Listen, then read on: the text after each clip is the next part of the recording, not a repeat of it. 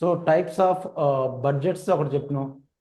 Types of documents, బడ్జెట్లో ఏ documents ఉంటాయి, types of budgets ఏముంటాయి, దాని తర్వాత వచ్చేసి మినిస్ట్రీ ఆఫ్ ఫినాన్స్లో ఎన్ని డిపార్ట్మెంట్స్ ఉంటాయని డిస్కస్ చేసాం కదా. సో మినిస్ట్రీ ఆఫ్ ఫినాన్స్ కొన్నిసార్లు అడగొచ్చు. ఓకే, సో గ్రూప్ 2 లెవెల్లో, యూపీఎస్సీ లెవెల్లో కూడా అడగడానికి స్కోప్ ఉంది, గ్రూప్ 1 లెవెల్లో కూడా. సో ఓవరాల్గా పైన చెప్తాను. 6 డిపార్ట్మెంట్స్ ఉంటాయి. అవి ఏ డిపార్ట్మెంట్స్ ఉంటాయో కూడా మీకు చెప్పాను నేను ఆల్రెడీ. సో ఎకనామిక్ సర్వే కూడా ఒకటి చూసాం. Chief economic adviser 3 years tenure ఉంటుంది, ప్రెసిడెంట్ అపాయింట్ చేస్తాడు. మినిస్ట్రీ ఆఫ్ ఫినాన్స్లో so department of economic affairs దాంట్లో హెడ్గా ఉంటాడు. అది ఆల్రెడీ మనం డిస్కస్ చేసామన్నా. So these are all the 6 ministries. Department of economic affairs is the first one. So overall so ministry of finance,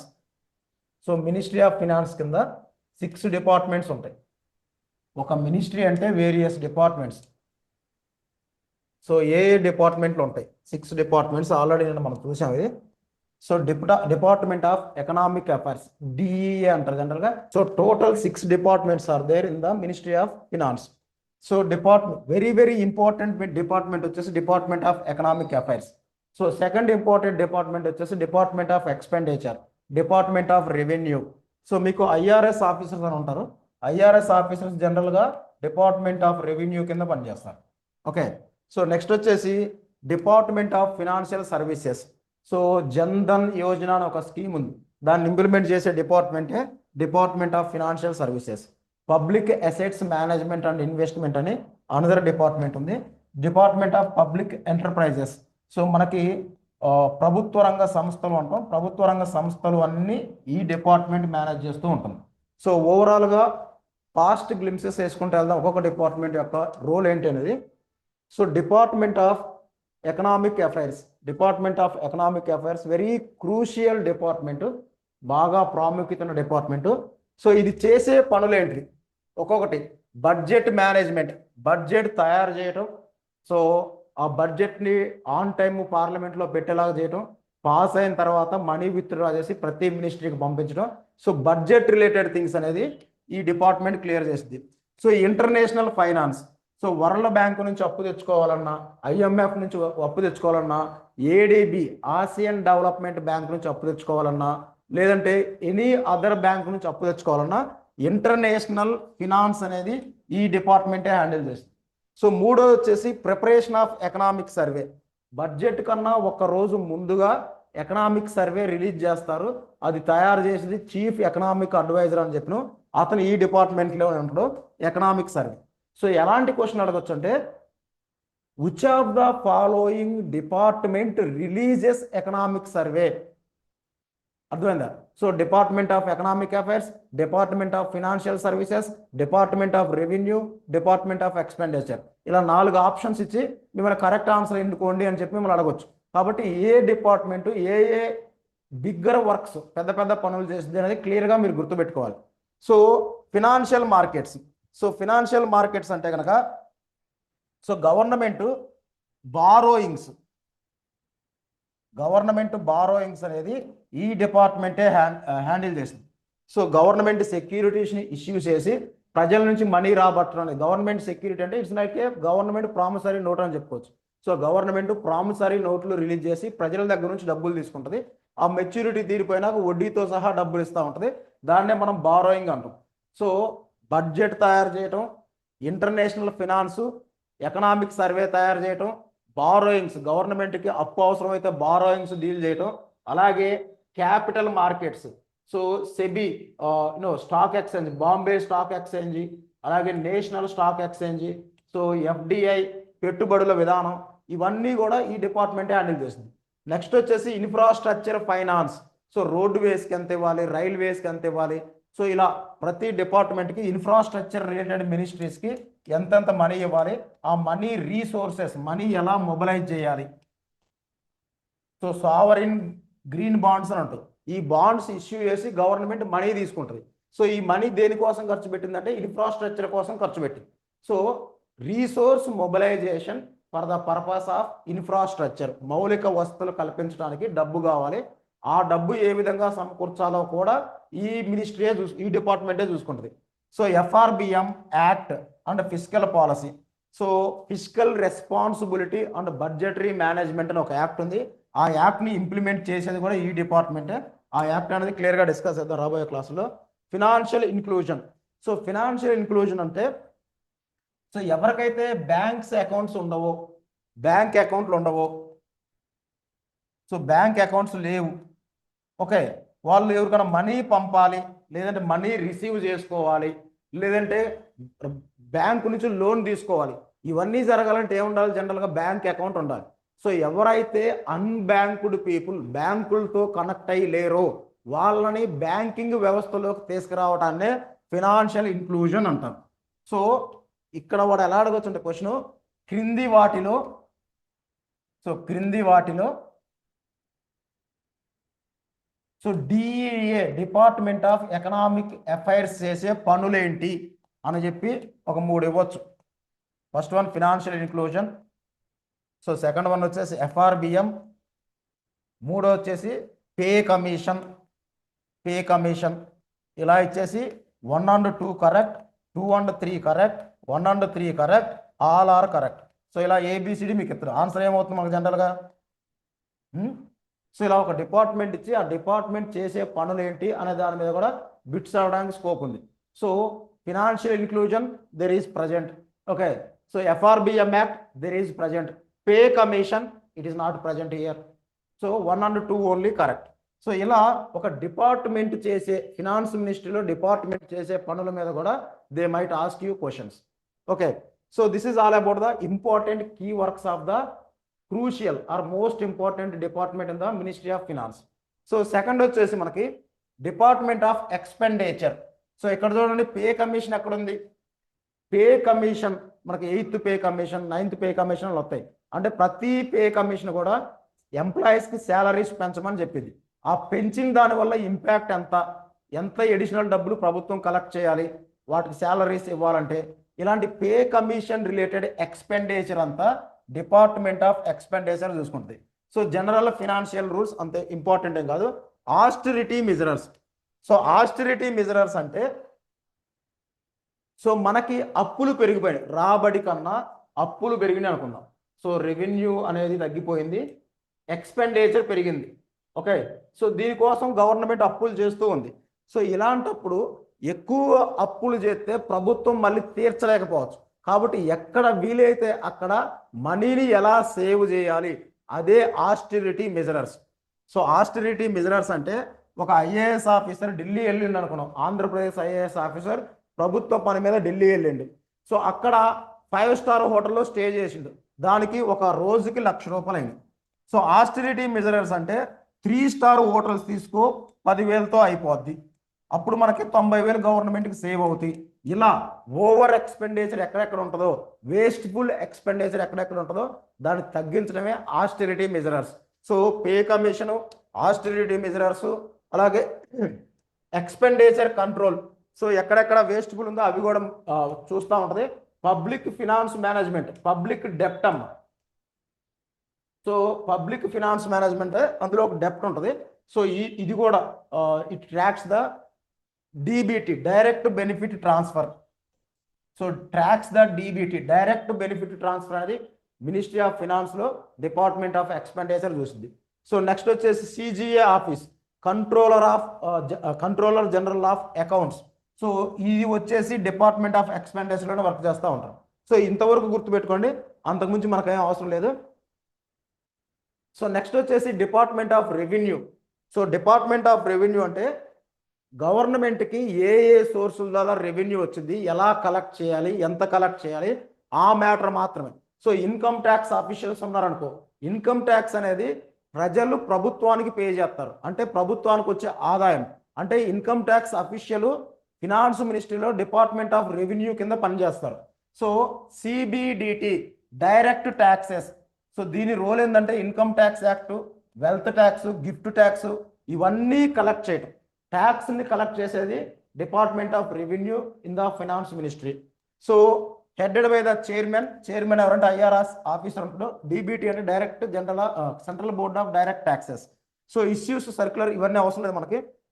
so CBDT ఏ డిపార్ట్మెంట్కి వచ్చింది? CBDT అంటే central board of direct taxes. So రెండోది CBIC central board of indirect taxes and customs. GST ఉంది, GST officials అవ్వచ్చు, లేదంటే excise duty ఉంది. So excise duty on the liquor, excise duty on the petrol. So ఇవన్నీ ఉన్నాయి. ఈ officials అందరూ CBIC కింద పనిచేస్తారు. So central board of indirect taxes. అలాగే మీకు కస్టమ్ అఫీషియల్స్ ఉంటారు. ఐఆర్ఎస్ కస్టమ్ ఉంటుంది, Indian revenue service customs. So వీళ్ళు ఎక్కడ పనిచేస్తారంటే ఇదిగో కస్టమ్స్, సిబిఐసి. సో ఈ రెండు డిపార్ట్మెంట్, ఈ రెండు బాడీలు ఇవి statutory bodies, CBDT, CBIC. Okay, indirect taxes and customs ఒక body, only indirect taxes customs మీదనే మనీ కలెక్ట్ చేస్తూ ఉంటారు. డైరెక్ట్ ట్యాక్సెస్ అంటే corporation tax, income tax, gift tax, wealth tax, all these taxes are collected by CBDT officials. So ఇది ఒకటి మీరు గుర్తుపెట్టుకోండి. So next వచ్చేసి fourth department, department of financial services. So department of financial services. So department of financial services ఏ చెప్పని ఏంటంటే, so banks ఉన్నాయి. So SBI ఉంది, okay, PNB Punjab national bank ఉంది. సో అలాగే ప్రభుత్వ రంగ బ్యాంకులు చాలా ఉన్నాయి. ఆ బ్యాంకుల్ని కంట్రోల్ చేసే పని financial services. Okay, public sector banks. So 12 public sector banks ఉన్నాయి ఇండియాలో.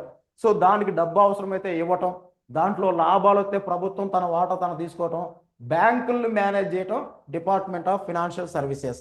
సో నెక్స్ట్ వచ్చేసి పెన్షన్ సెక్టర్. సో మనకి నేషనల్ పెన్షన్ సిస్టమ్ అని ఉంది. ప్రభుత్వ ఉద్యోగస్తులు వాళ్ళ రిటైర్మెంట్ తర్వాత ప్రతి నెల పెన్షన్ తీసుకుంటా ఉంటారు. ఆ పెన్షన్ పనులు ఎవరు చూస్తారంటే డిపార్ట్మెంట్ ఆఫ్ ఫినాన్షియల్ సర్వీసెస్. అదొకటి గుర్తుపెట్టుకోండి. So RRBs and cooperative banks, regional rural banks, గ్రామీణ బ్యాంకులు అంటారు. కోఆపరేటివ్ బ్యాంక్స్ అంటే సహకార బ్యాంకులు అంటారు. సో ఈ బ్యాంకులు మేనేజ్ చేసేది కూడా so department of financial services. So insurance. So మనకి LIC, okay, LIC, GIC general insurance, LIC life insurance. So ఈ ఇన్సూరెన్స్ సెగ్మెంట్ కూడా మినిస్ట్రీ ఆఫ్ ఫినాన్స్ డీల్ చేస్తుంది, అందులో department of financial services. So financial inclusion. So financial inclusion ఎక్కడక్కడ ఇది బ్యాంకులతో డైరెక్ట్గా ఉంది కాబట్టి ఫినాన్షియల్ ఇంక్లూజన్ అనేది you can write under this department. So ఇంతకుముందు మనం చెప్పుకున్నాం డిపార్ట్మెంట్ ఆఫ్ ఎకనామిక్ అఫైర్స్ అని. డిపార్ట్మెంట్ ఎకనామిక్ అఫైర్స్లో ఫినాన్షియల్ ఇంక్లూజన్ అంత ఇంపార్టెంట్ కాదు. మేజర్గా ఫినాన్షియల్ ఇంక్లూజన్ చూసే డిపార్ట్మెంట్ ఏదంటే department of financial service, financial services. So next వచ్చేసి credit guarantee. So credit guarantee అంటే చిన్న మధ్య తరహా కంపెనీలు ఉంటాయి. So MSMEs, so micro small medium companies, MSMEs. So MSMEs, so micro, so micro, small, medium, so medium. So వాటి యొక్క సంవత్సరంలో అవి సాధించే టెన్యూర్, దాని యొక్క టర్నోవర్ని బేస్ చేసుకొని కంపెనీలని చిన్న కంపెనీలు, ఓకే, స్మాల్ కంపెనీస్, చిన్న మధ్య తరహా కంపెనీలుగా డివైడ్ చేస్తారు. ఆ కంపెనీలకి ఈ కంపెనీ కనుక బ్యాంకుకి వెళ్ళింది. సో బ్యాంకుకి వెళ్ళినప్పుడు మాకు కొంత లోన్ కావాలి, మా కంపెనీని కొంచెం గ్రో చేసుకోవాలనుకుంటున్నాం, కొంత లోన్ కావాలి, ముడి సరుకులు కొనుక్కోవడానికి, రా మెటీరియల్ అవ్వచ్చు, లేదంటే ట్రాన్స్పోర్టేషన్ అవ్వచ్చు, ఏదో ఒక పర్పస్లో వాళ్ళు మనీ కావాలి, దానికోసం బ్యాంకులకు వెళ్ళినారు. సో ఈ చిన్న కంపెనీల దగ్గర గ్యారంటీ ఇవ్వటానికి ఏముండవు. సో గ్యారంటీ ఇవ్వటానికి ఎటువంటి పత్రాలు కానీ డాక్యుమెంట్లు కానీ ఉండకపోవచ్చు, ఆస్తులు కూడా ఉండకపోవచ్చు తాకట్టు పెట్టడానికి. ఎందుకంటే చిన్న కంపెనీ, ఒక 5గురు పని చేస్తా ఉన్నాను అనుకో రిజిస్టర్డ్ కంపెనీలో, 5గురు ఉన్న కంపెనీ మనం చిన్న కంపెనీ అంటాం. ఒక 5,000 మంది పని చేస్తే దాన్ని పెద్ద కంపెనీ అంటాం. ఇలా చిన్న కంపెనీల దగ్గర క్రెడిట్ అప్పు తీసుకుందామని బ్యాంకులకు వెళ్తే they will ask collateral, guarantee ఏం పెడతామని. సో ఇలాంటి కంపెనీలు చాలా ఇండియాలో ఎక్కువ ఎంప్లాయ్మెంట్ క్రియేట్ చేసేది ఎంఎస్ఎంఈ కంపెనీస్. ఈ ఎంఎస్ఎంఈస్ కంపెనీస్ ఉంటేనే ఎక్కువ ఎంప్లాయ్మెంట్ అనేది జరిగిద్ది. సో దానివల్ల ఎక్కువ వెల్త్ క్రియేట్ అయ్యింది, పీపుల్ హ్యాపీగా ఉంటారు. సో ఇలాంటి కంపెనీలు కాపాడాలంటే వాళ్ళకి క్రెడిట్ అవసరమైనప్పుడు బ్యాంకులకి గవర్నమెంట్ ఏం చెప్పింది అంటే, నువ్వు మనీ ఇచ్చేసాయి, ఇన్ కేస్ అతను డిఫాల్ట్ అయితే ఆ మనీ నేను తిరిగి పే చేస్తానని గవర్నమెంట్ హామీ ఇచ్చింది. That is called credit guarantee. So ఏ డిపార్ట్మెంట్ అంటే department of financial service from the ministry of finance giving credit guarantee for the MSME companies. ఇవన్నీ మనకి తర్వాత వస్తాయి, నెక్స్ట్ ఫర్దర్ క్లాసుల్లో వస్తాయి. ఎంఎస్ఎంఈ క్లాసిఫికేషన్ అంటే అవన్నీ మ్యానుఫ్యాక్చరింగ్ డిస్కస్ చేసినప్పుడు we will discuss it. Till now బడ్జెట్కి సంబంధించి ఎంతవరకు అవసరం అంతవరకు గుర్తుపెట్టుకోండి. సో డిపార్ట్మెంట్ ఆఫ్ ఫినాన్షియల్ సర్వీస్లో ఏ పనులు ఉంటాయి? Regulating the public sector banks, so pension sector regulation, so RRBs cooperative banks regulation, insurance sector regulation, financial inclusion, overseeing the financial inclusion, credit guarantee for the MSME companies. So ఇవి గుర్తుపెట్టుకోండి ఏ department ఏ పనులు చేసిందని దానికి. So next వచ్చేసి దీపం. So దీపం, so దీపం అంటే ఇన్వెస్ట్మెంట్, ఐ అంటే ఇన్వెస్ట్మెంట్, సో పి అంటే పబ్లిక్, ఏ అంటే ఎసెట్, ఎం అంటే management. So department of investment and public assets management. So ఇది జనరల్గా public asset minority year. So ఒక ఎల్ఐసి ఉంది, ఎల్ఐసి 100% గవర్నమెంట్ కంపెనీ. ఒక 5 మొత్తం వచ్చేసి 100 లక్షల కోట్లు అనుకుందాం. సో దీని విలువ 100 lakh crores. 100 lakh crores. గవర్నమెంట్కి అర్జెంటుగా 5 లక్షల కోట్లు అవసరమైంది. ఒక 5% షేర్ ఇందులోని అమ్మేస్తే 5 లక్షల కోట్లు వస్తాయి. అర్థమైందా? సో ఈ ప్రాసెస్ని మనం ఏమంటామంటే selling of government share or stake from the government company is nothing but a disinvestment.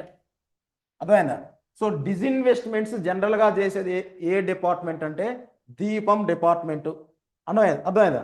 So ఈ కంపెనీ 100% అమ్మొచ్చు, 5% అమ్మొచ్చు, 10% అవ్వచ్చు. గవర్నమెంట్కి ఎంత డబ్బులు కావాలో అంత మొత్తంలో అమ్మి ఆ మనీని గవర్నమెంట్ అవసరాలకు వాడుకుంటుంది.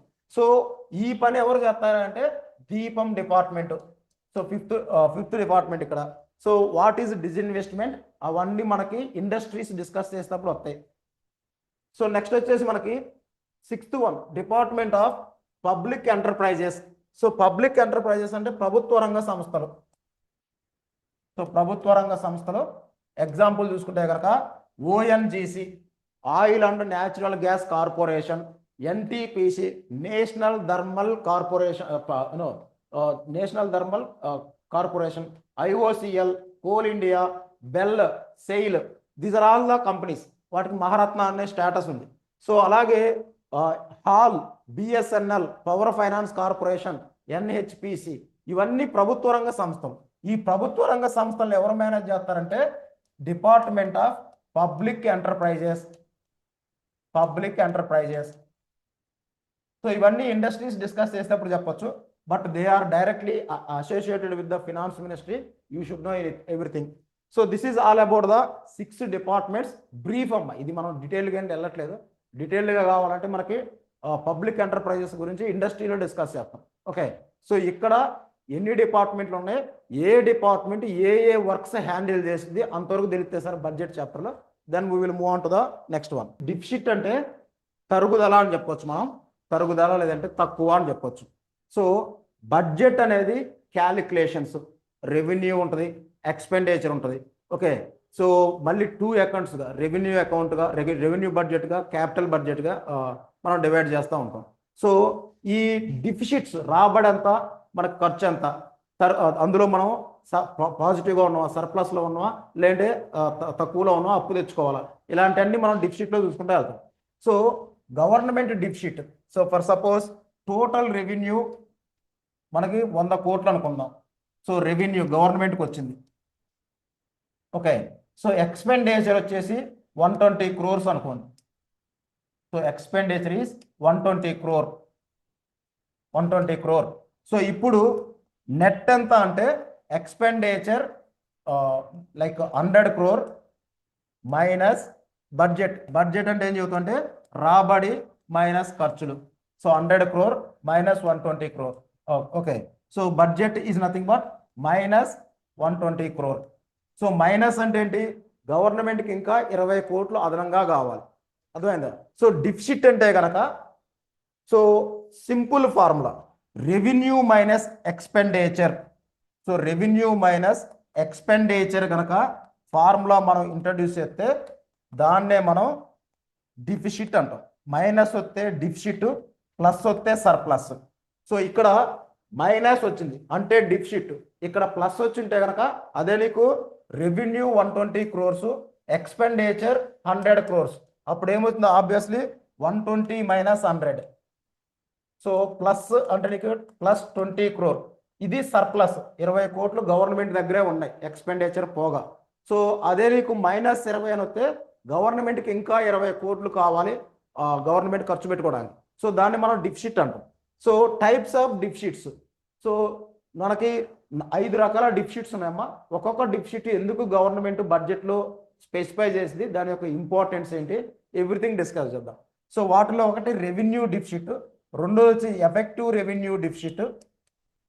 రెవెన్యూ డిఫిసిట్, మూడోది వచ్చేసి ఫిజికల్ డిఫిసిట్, నాలుగోది వచ్చేసేమో ప్రైమరీ డిఫిసిట్, ఐదోది ఏమో monetised deficit. So monetised deficit, ఇలా మొత్తం 5 డిఫిసిట్స్ ఉంటాయి. వీటి మీద మీకు 100% ఒక క్వశ్చన్ వచ్చింది, ఒకటి లేదంటే 2-3 దాకా కూడా రావచ్చు. ఈ డిఫిసిట్స్ అనే కాన్సెప్ట్ మీదనే రావచ్చు. So first we will see, so budget అంటే జనరల్గా మనకి, సో బడ్జెట్ అంటే it is total of revenue account. So revenue account plus capital account. So revenue అకౌంట్ని మళ్ళీ మనం ఎలా డివైడ్ చేసినాం? Revenue budget. Okay, revenue budget is further divided into revenue receipts. Okay, revenue expenditure. So second వచ్చేసి బడ్జెట్లో రెండో component వచ్చేసి capital budget. So capital బడ్జెట్ని మనము 2గా డివైడ్ చేస్తాం. ఈ క్యాపిటల్ బడ్జెట్లో వచ్చే రిసిప్ట్స్ అంటే revenue, okay, capital expenditure. So total receipts అంటే గనక, సో దీన్ని మీరు ఏ అనుకోండి, దీన్ని బి అనుకోండి, దీన్ని సి అనుకోండి, దీన్ని డి అనుకోండి. సో నా టోటల్ రిసిప్ట్స్ ప్రభుత్వానికి వచ్చే మొత్తం మనీ ఎంత అంటే టోటల్ రిసిప్ట్స్ ఏమేమి ఉంటాయి జనరల్గా? A plus C revenue receipts, capital receipts కలిపితే ప్రభుత్వానికి వచ్చే total receipts. Okay, so total expenditure అంటే కనుక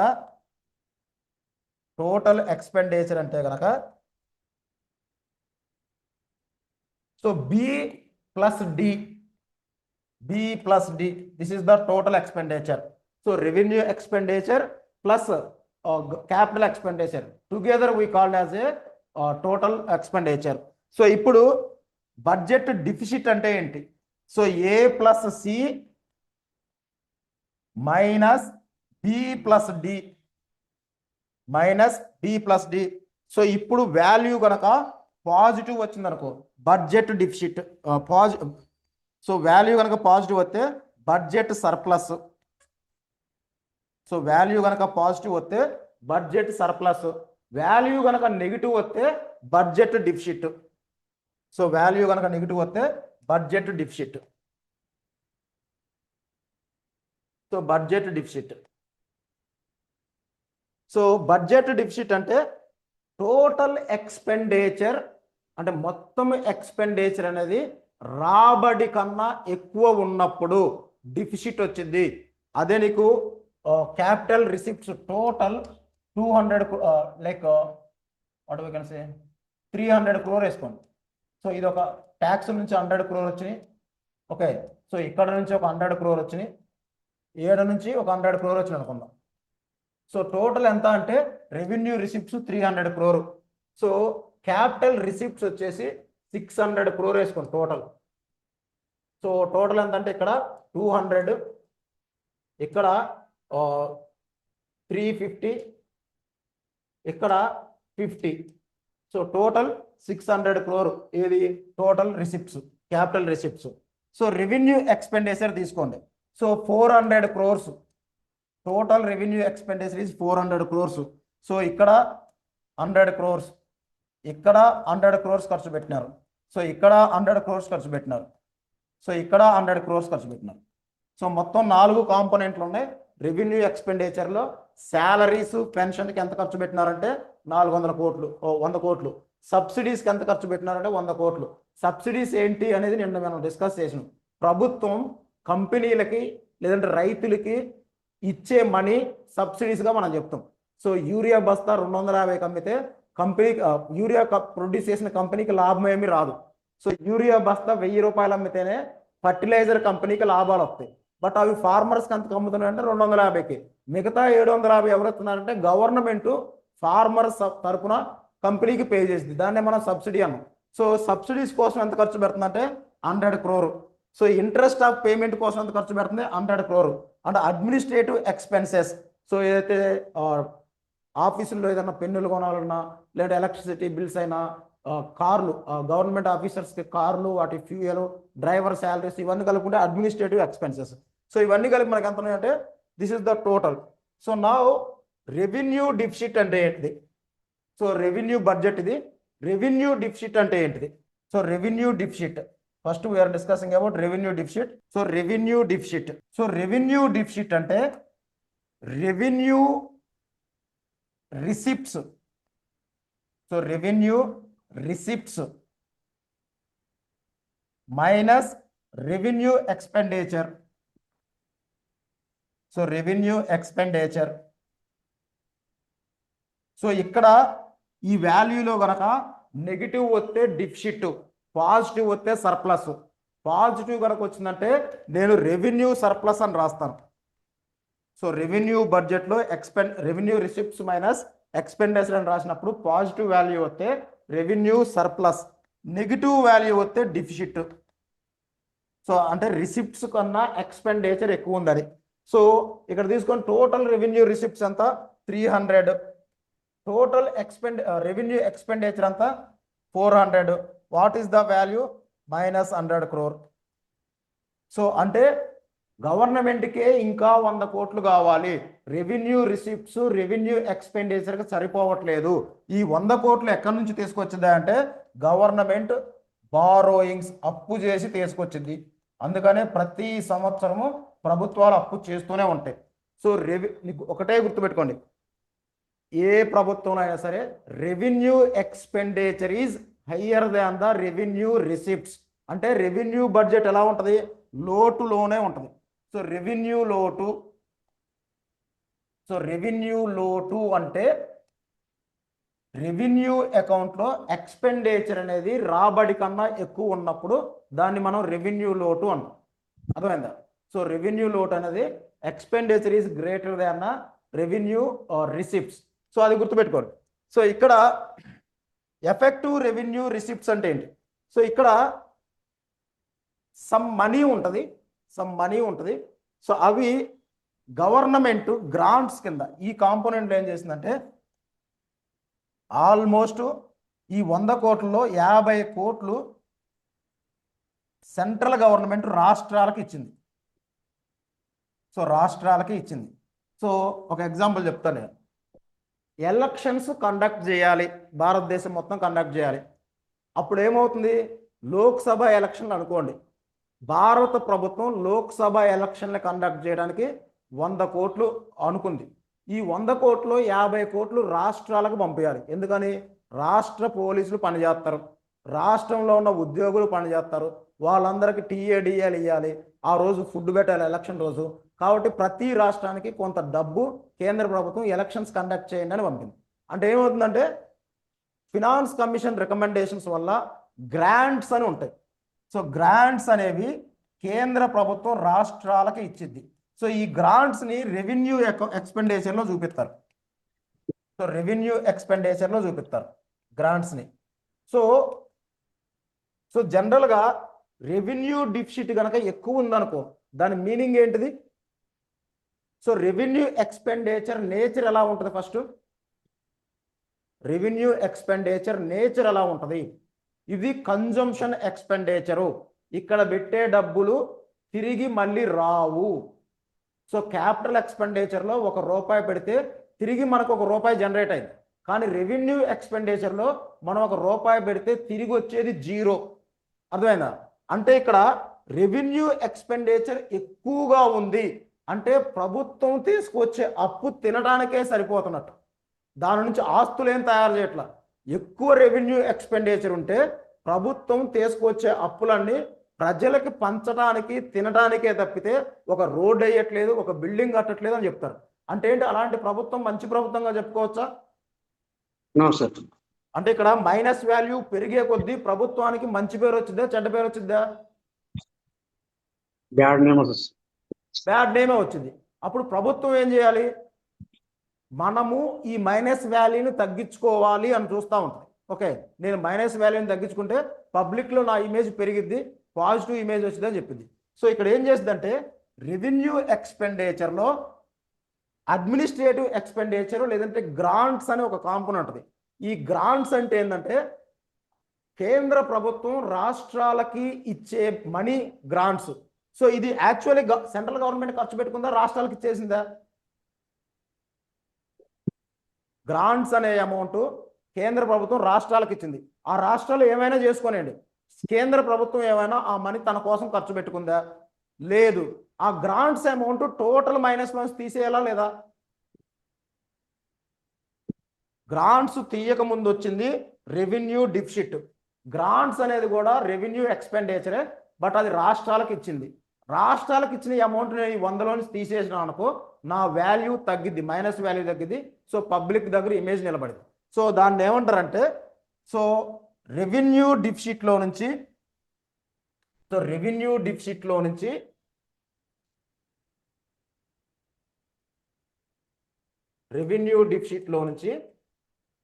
grants given to the states reduce చేసిన అనుకో.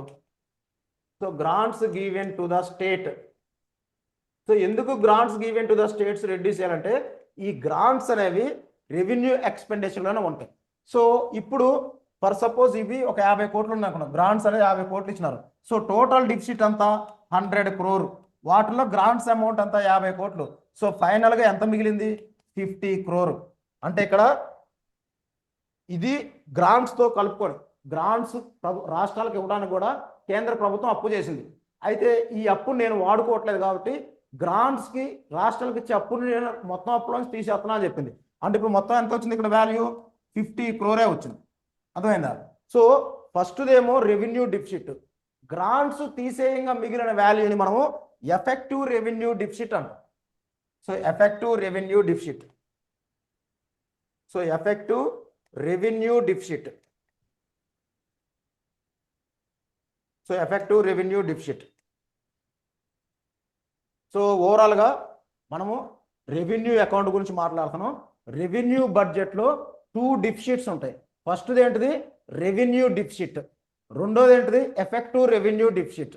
రెవెన్యూ డిఫిసిట్కి ఎఫెక్టివ్ రెవెన్యూ డిఫిసిట్కి తేడా ఏంటి? First of all revenue deficit అంటే expenditure is higher than the receipts. Okay, so expenditure is higher than the receipts అంటే ఇది ప్రభుత్వానికి రాబడి 300 కోట్లు, ఖర్చు ఏమో 400 కోట్లు పెట్టింది. ఆ మిగిలిపోయిన 100 కోట్లు ఖర్చు పెట్టడానికి ప్రభుత్వం అప్పు తీసుకుంటుంది. అంటే గవర్నమెంట్ ఎంత అప్పు తీసుకొచ్చింది అని మనకి రెవెన్యూ డిఫిసిట్ తెలియజేస్తుందా తెలియజేయదా? వాడు క్వశ్చన్ ఏమడుతుందంటే క్రింది వాటిలో ఏ డిఫిసిట్ను ఉపయోగించి ప్రభుత్వం ఎంత అప్పు తీసుకుందో తెలియజేయగలరు అంటే రెవెన్యూ డిఫిసిట్ అనేది ప్రభుత్వం అప్పు చేస్తున్నట్టు ఇండికేటరా కాదా? ఇండికేటరే కదా. సో అలాగే ప్రభుత్వం తన చేసే అప్పులో తగ్గించుకోవడానికి చేసే ప్రయత్నం పేరే ఎఫెక్టివ్ రెవెన్యూ డిఫిసిట్. బాబు నేను 100 కోట్లు తీసుకున్న మాట నిజమే, ఓకే, నాకు రాబడి 300 కోట్లే ఉంది, నేను 400 కోట్లు ఖర్చు పెట్టా అంటే 100 కోట్ల అప్పు నేను తీసుకున్నా. కానీ ఈ 100 కోట్లలో మొత్తం నేను తిన్న 50 కోట్లు నేను రాష్ట్రాలకు ఇచ్చా. ఇప్పుడు నేను తిన్న అప్పే మాత్రం నేను రెస్పాన్సిబుల్, అది 50 కోట్లే. ఎఫెక్టివ్ రెవెన్యూ డిఫిసిట్ అంటే రాష్ట్రాలకు పంచిన అమౌంట్ మనం రెవెన్యూ డిఫిసిట్లో నుంచి తగ్గితే వచ్చిందే ఎఫెక్టివ్ రెవెన్యూ డిఫిసిట్. అర్థమైంది ఎంతవరకు? ఎఫెక్టివ్ రెవెన్యూ డిఫిసిట్ అనేది అర్థమైందా అర్థం కాదు? సో క్యాపిటల్ రిసిప్ట్స్లో మనకి ఏముంటాయి? జనరల్గా బారోయింగ్స్ ఉంటాయి. సో ప్రభుత్వం ఈ 100 కోట్లు అప్పు తెచ్చింది కదా, ఈ తెచ్చిన 100 కోట్లు ఎక్కడ చూపించింది? క్యాపిటల్ రిసిప్ట్లో చూపించింది. ఎందుకంటే బారోయింగ్స్ అనేవి క్యాపిటల్ రిసిప్ట్స్లో ఉంటాయి. కానీ ఎక్కడ ఖర్చు పెట్టింది? రెవెన్యూ లోటుని తీర్చడానికి ఖర్చు పెట్టింది. ఖర్చు పెట్టడమేమో రెవెన్యూ లోటుని తీర్చడానికి, చూపించేదేమో క్యాపిటల్ రిసిప్ట్స్లో. క్యాపిటల్ రిసిప్ట్స్లోనే మనకు బారోయింగ్స్ అని ఉంటాయి. ఓకే, సో డిస్ఇన్వెస్ట్మెంట్స్ ఉన్నాయి, సో రికవరీ లోన్స్ ఉన్నాయి. సో ఇప్పుడు ప్రభుత్వం అప్పు తెచ్చి ఎందుకు నేను ఖర్చు పెట్టాలి, ఉన్న ఆస్తులు అమ్మి నేను ఖర్చు పెట్టినా డిఫిసిట్ రాదు కదా అనుకుందనుకో. సో ప్రభుత్వం రెవెన్యూ లోటుని తీర్చడానికి ఎన్ని మార్గాలు ఉన్నాయంటే, అప్పు తీసుకురావచ్చు, లేదంటే ఉన్న ఆస్తుల్ని అమ్మేసి ఆ డబ్బుతో రెవెన్యూ లోటు తీర్చవచ్చు. మూడోది, అంతకుముందు ఎవరికన్నా లోన్స్ ఇచ్చుంటే వాడు ఈ సంవత్సరం పే చేస్తే ఆ లోన్ అమౌంట్ ఉపయోగించి కూడా రెవెన్యూ లోటు తీర్చవచ్చు. అర్థమైందా? ఇలా రెవెన్యూ లోటు తీరిస్తే ఇక్కడ వచ్చే సమస్య ఏంది, ఆస్తులు అమ్మిన డబ్బులు, అప్పు తెచ్చిన డబ్బులు, ఇవి మనము తినటానికి చేసిన అప్పుని తీర్చడానికి వాడిన అనుకో, అప్పుడు వచ్చే ప్రాబ్లం ఏంటి, ఆస్తులు కొనటానికి లేదంటే ఆస్తులు పెంచుకోవడానికి డబ్బులు ఏమైనా మిగులుతాయా? సో ఈ డబ్బులు జనరల్గా దేనికి వాడుకోవాలి మనం? గోల్డెన్ రూల్ ఆఫ్ బారోయింగ్ అని చెప్పిన, అప్పు ఎప్పుడైనా దేనికోసం తెచ్చుకోవాలి? ఆస్తులు పెంచుకోవడానికి తెచ్చుకోవాలి.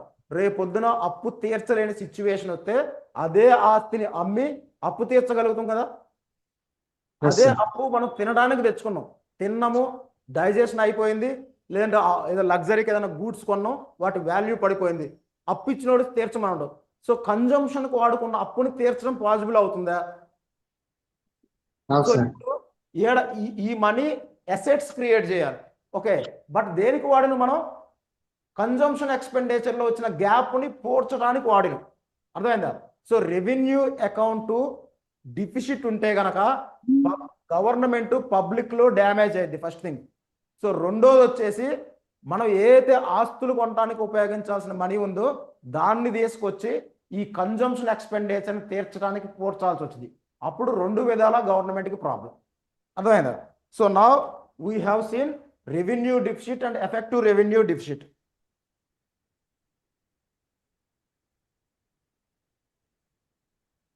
సో డిఫిసిట్ అనేది జనరల్గా revenue, so revenue are receipts, so receipts are less than the expenses. So రాబడి ఖర్చులు కన్నా తగ్గినప్పుడు దాన్ని మనం డిఫిసిట్ అంటాం. సో రెవెన్యూ బడ్జెట్లో మనం చూసినాం, revenue receipts are less than the revenue expenditure. అలాంటి టైంలో వచ్చిందే రెవెన్యూ లోటు లేదంటే revenue deficit. Revenue receipts are higher than the revenue expenditure. అలాంటప్పుడు రెవెన్యూ బడ్జెట్ అనేది సర్ప్లస్లో ఉంటుంది. ఓకే, సో ఇది మనం జనరల్గా చూసింది. So my question is here, so మనకి రెవెన్యూ డిఫిసిట్ అనేది 100 కోట్లు ఉంది. సో రెవెన్యూ డిఫిసిట్ అనేది 100 crore ఉంది. ఈ 100 crore ప్రభుత్వము అంటే ప్రతి సంవత్సరం రెవెన్యూ డిఫిసిట్ ఉంటానే ఉంది. సో ప్రజల దగ్గర నుంచి వసూలు చేసిన పన్నుల కన్నా ఖర్చు పెట్టేదే ఎక్కువ ఉంది రెవెన్యూ అకౌంట్లో, రెవెన్యూ బడ్జెట్లో. ఈ 100 crore ప్రభుత్వం ఎలా సమకూర్చుకుంటుంది? ప్రతి సంవత్సరం ఎక్స్పెండిచర్ ఎక్కువ ఉంటూనే ఉంది, రాబడి తక్కువ ఉంటూనే ఉంది. సో ఇది ఇక్కడ ఉన్న మనీ, బారోయింగ్స్, అప్పులు తెచ్చిన మనీ, ఆస్తులు అమ్మిన మనీ, ఇటు గనక డైవర్ట్ చేస్తే మనము అసెట్స్ బిల్డ్ చేయలేము. సో అసెట్స్ అనేవి మనం బిల్డ్ చేయలేము. అసెట్స్ లేకపోతే గవర్నమెంట్కి డబ్బులు రావు. ఓకే, సో ఇప్పుడు అంటే ఈ రూట్ అనేది కరెక్ట్ కాదు. సో ఇక్కడ మనీ దీనికోసమే ఖర్చు పెట్టాలి, ఈయన మనీ దీనికి కనుక రెవెన్యూ డిఫిసిట్ని పోర్చడానికి ట్రాన్స్ఫర్ చేసినామంటే గవర్నమెంట్ ఫర్ ఎవర్ డెప్ట్స్లోనే ఉండిపోద్ది, అప్పుల్లోనే ఉండిపోద్ది. ఆ అప్పు నుంచి బయటపడటం అనేది గవర్నమెంట్ చాలా కష్టమైపోద్ది. సో ఇలాంటి సిచ్యువేషన్లో ఈ రెవెన్యూ ఎక్స్పెండిచర్ని తగ్గించాలన్నా తగ్గించాలి, లేదంటే రెవెన్యూ రిసిప్ట్స్ని పెంచాలి. ఇక్కడ 300 కోట్లు ఉంది, ఖర్చు ఏమో 400 కోట్లు ఉంది. సో ఒకటి దీన్ని 300 చేయాలి, లేదా దీన్ని 400 చేయాలి. అంతేనా కాదా? సో ఫర్ ఎవర్ అంటే ఇంకెప్పుడు చూసినా అప్పుల్లో ఉండకుండా బయటపడాలంటే రెవెన్యూ రిసిప్ట్స్ ఎంత ఉన్నాయో ఎక్స్పెండిచర్ని అంతకన్నా తగ్గించాలి. లేదంటే ఇక్కడ ఎక్స్పెండిచర్ని మార్చడం కుదరదు అంటే రిసిప్ట్స్ 400కు పెంచుకోవాలి. అప్పుడే కదా అప్పు నుంచి బయటపడేది. ప్రతి సంవత్సరం 300 కోట్లు రాబడి 400 కోట్లు ఖర్చు. అతనికి ఎప్పటికన్నా బయటపడతాడు అప్పుల్లో నుంచి? అది పాసిబుల్ అవుతుందా? No, sir. సో అలా బయటపడాలంటే ఉన్న పాసిబుల్ సొల్యూషన్ ఏంటి? సో పాసిబుల్ సొల్యూషన్ ఏంటంటే, ఒకటి, ఖర్చులు తగ్గించుకోవాలి. రాబడి ఎంత ఉందో అంతే ఖర్చులు పెట్టుకుంటే ఈజ్ సేఫ్, అతనికి ఎటువంటి ప్రాబ్లం ఉండదు. రెండోది, ఖర్చు ఎలాగ తగ్గించలేకపోతే రాబడన్నా పెంచుకోవాలి, అప్పుడు కూడా సేఫే కదా. అప్పుడు మనం ఈ మనీ వాడుకోవాల్సిన అవసరం ఉంటుందా? No, sir. అప్పుడు ఈ మనీ దేనికి వాడతాం మనం? అసెట్స్ బిల్డ్ చేసుకోవడానికి వాడతాం. అప్పుడు అసెట్స్ అనేవి మళ్ళీ మనీ ఎర్న్ చేస్తూ ఉంటాయి గవర్నమెంట్. అర్థమైందా? సో ఇది రెవెన్యూ అకౌంట్కి సంబంధించి. సో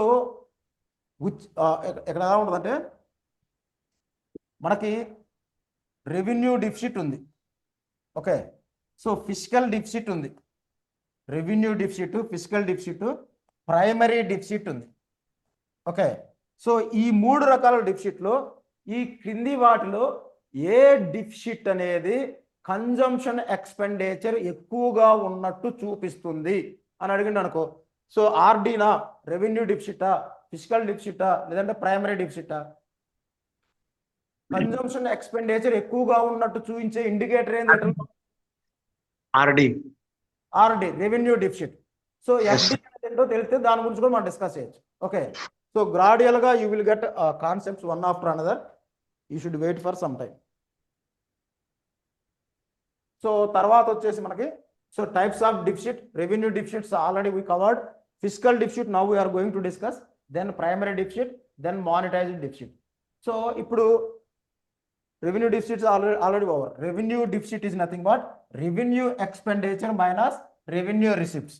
ఈ ఫార్ములాలో వాల్యూ ఎప్పుడు పాజిటివ్ వచ్చిద్దా, నెగిటివ్ వచ్చిద్దా? Negative, sir. ఒకసారి ఆ ఫార్ములా చూసి చెప్పండి. The value of revenue deficit in this formula is negative or positive? Negative only positive, sir. ఇప్పుడు రెవెన్యూ రిసిప్ట్స్ మైనస్ ఎక్స్పెండిచర్ అని పెట్టినా అనుకో, రెవెన్యూ రిసిప్ట్స్ మైనస్ ఎక్స్పెండిచర్ అని పెట్టినా. సో రిసిప్ట్స్ అంతా మనకి 300 crore, ఓకే. ఎక్స్పెండిచర్ అంతా 400 crore. సో ఇక్కడ డిఫిసిటా కాదా? ఇది వాల్యూ ఎంత? -100 crore కదా. సో ముందు రిసిప్ట్స్ ఉంటే టోటల్ వాల్యూ మైనస్ అయితే డిఫిసిట్, ముందు ఎక్స్పెండిచర్ ఉంటే టోటల్ వాల్యూ ఏమొచ్చింది? 400 ఎక్స్పెండిచర్, 300 రిసిప్ట్స్, వాల్యూ ఏమొచ్చింది ఇక్కడ? Minus. మైనసా ప్లస్సా? Minus, sir. ఈ ఫార్ములాలో రెవెన్యూ డిఫిసిట్ అనేది పాజిటివా నెగిటివా? Receipts, Negative, sir. Receipts minus expenditure అంటే వాల్యూ మైనస్లో ఉంటే డిఫిసిట్, ఎక్స్పెండిచర్ మైనస్ రిసిప్ట్స్ అంటే వాల్యూ పాజిటివ్లో ఉంటే డిఫిసిట్. ఎక్స్పెండిచర్ అంతా మన ఎగ్జాంపుల్లో 400 crore, ఓకే. రిసిప్ట్స్ అంతా 300 crore. 400 crore మైనస్ 300 crore అంటే వాల్యూ అంతా +100 crore కదా. అదే ఫస్ట్ రిసిప్ట్స్ ఉండి మైనస్ ఎక్స్పెండిచర్ ఉందనుకో, 300 crore అనేది రిసిప్ట్స్, ఎక్స్పెండిచర్ వచ్చి 400 crore, టోటల్ వాల్యూ ఎంత? -100 crore. సో రెవెన్యూ డిఫిసిట్ పక్కన ఈక్వేషన్లో మనకి దీని పక్కన ఫస్ట్ వచ్చేది ఏంటిది? రిసిప్టా ఎక్స్పెండిచరా? దాన్ని బేస్ చేసుకొని అవుట్పుట్ వాల్యూ మీరు చెప్పాలి. అర్థమైందా? Okay. అది క్లియర్? నేను రాసిన ఫార్ములాలో నెగిటివ్ అంటే డిఫిసిట్ అని, పాజిటివ్ అంటే సర్ప్లస్ అని చెప్పిన. సో ఈ ఫార్ములాలో పాజిటివ్ అంటే డిఫిసిట్, నెగిటివ్ అంటే surplus. You should be alert or not? So ఇప్పుడు ఒక సంవత్సరం, ఇది ప్రజెంట్ ఇయర్లో estimated. So estimated revenue deficit. So estimated revenue deficit. So estimated revenue deficit అంటే రాబోయే సంవత్సరానికి కదా, అప్కమింగ్ ఇయర్, అంతే కదా. Yes, sir. So wherever we use the term called estimated, it is related to the upcoming year. ఇదంతా బడ్జెట్లో ఉండే terminology, బడ్జెట్లో ఉండేది. ఎస్టిమేటెడ్ రెవెన్యూ డిఫిసిట్ అనేది ఆల్మోస్ట్ -100 crore ఉంది. అంటే ఇఫ్ గవర్నమెంట్ బారోడ్, ఆ బారోడ్ మనీ ఈ సంవత్సరానికే వాడతారా, నెక్స్ట్ ఇయర్ కూడా వాడతారా? రెవెన్యూ డిఫిసిట్లో whatever the value -100 crore government 100 కోట్లు అప్పు తెచ్చింది. ఈ బడ్జెట్ అయిపోయే లోపే ఆ అప్పు తెచ్చిన అమౌంట్ వాడతారా, లేదంటే ఇప్పటి వరకు అయిన అప్పు అంతా కలిపితే రెవెన్యూ డిఫిసిటా?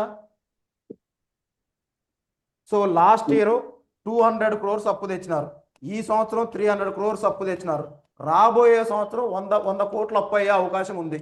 సో అప్కమింగ్ ఇయర్కి, ఇది అంతకు ముందు ఇయర్కి. సో ఇక్కడ ఇవి అన్నీ కలిపితే టోటల్ డెప్ట్ అనేది రెవెన్యూ డిఫిసిటా, ఓన్లీ దిస్ 100 crore ఏనా? ఇది 2026-27లో రెవెన్యూ డిఫిసిట్ ఇంత ఉండొచ్చు అని చెప్పినారు. 2025-26లో రివైజ్డ్ ఎస్టిమేషన్స్. సో 2025-26లో రివైజ్డ్ ఎస్టిమేషన్స్. సో ఇది వచ్చేసి 2024-25 యాక్చువల్ ఎస్టిమేషన్స్. ఇది కూడా మనం డిస్కస్ చేసినావా, రివైజ్డ్ ఎస్టిమేషన్స్. సో రెవెన్యూ డిఫిసిట్కి సంబంధించి ఇది యాక్చువల్ ఫిగర్స్ 2024-25, ఎందుకంటే ఆ ఇయర్ అయిపోయింది, కంప్లీట్ డేటా వచ్చింది. బడ్జెట్ పెట్టే ఇయర్లో రివైజ్డ్ ఫిగర్సే ఉంటాయి. అదెంత ఉంది? -300 crore ఉంది. సో అప్కమింగ్ ఇయర్కి 100 crore ఉంది. ఇప్పుడు గవర్నమెంట్ 100 crore మేము అప్పు తీసుకురాబోతున్నాము రాబోయే సంవత్సరంలో, అది రెవెన్యూ లోటుని పూడ్చడానికి అని చెప్పినారు అనుకో, ఆ 100 కోట్లు అదే సంవత్సరం ఖర్చు పెట్టాలా, లేదంటే నెక్స్ట్ ఇయర్ కూడా ఖర్చు పెట్టవచ్చా? So this is current year డెప్ట్ for revenue account. Okay, so current expenses cover చేయడానికి మాత్రమే. అలా కాకుండా ప్రతి సంవత్సరం అప్పు తెస్తున్నారు, ఆ అప్పు అంతా కలిపిన అనుకో ప్రభుత్వ అప్పు అయింది. Okay, so this is differ, total డెప్ట్ is differ, present year డెప్ట్ is differ. ఇది రాబోయే సంవత్సరం చేయబోతున్న అప్పు, ఇది ఆల్రెడీ చేసిన అప్పు, ఇది అంతకుముందు చేసిన అప్పు, ఇది మొత్తం కలిపితే ప్రభుత్వం అప్పు అయింది. ఈ 100 crores మాత్రం మాట్లాడితే ఈ సంవత్సరం అప్పు అయింది. Current year borrowings, current year డెప్ట్.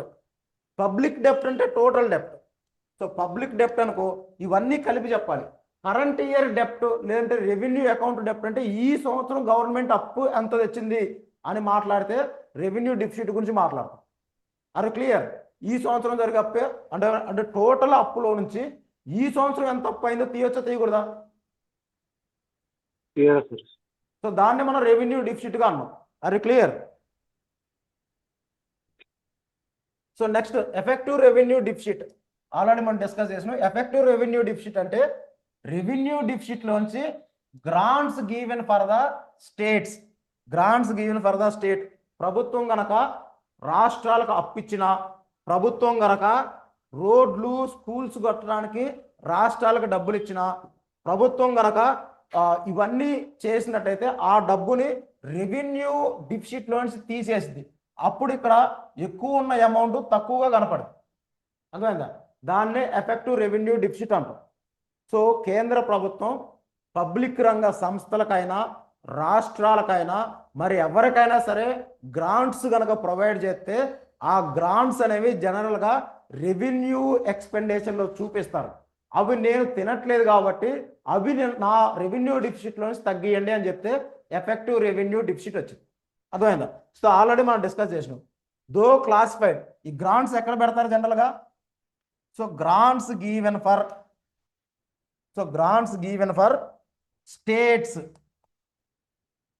Public sector enterprises, ప్రభుత్వ రంగ సంస్థలకి రాష్ట్రాలకు ఇచ్చిన అప్పు ఎక్కడ, రాష్ట్రాలకు ఇచ్చిన డబ్బు బడ్జెట్లో ఎక్కడ చూపిస్తారు?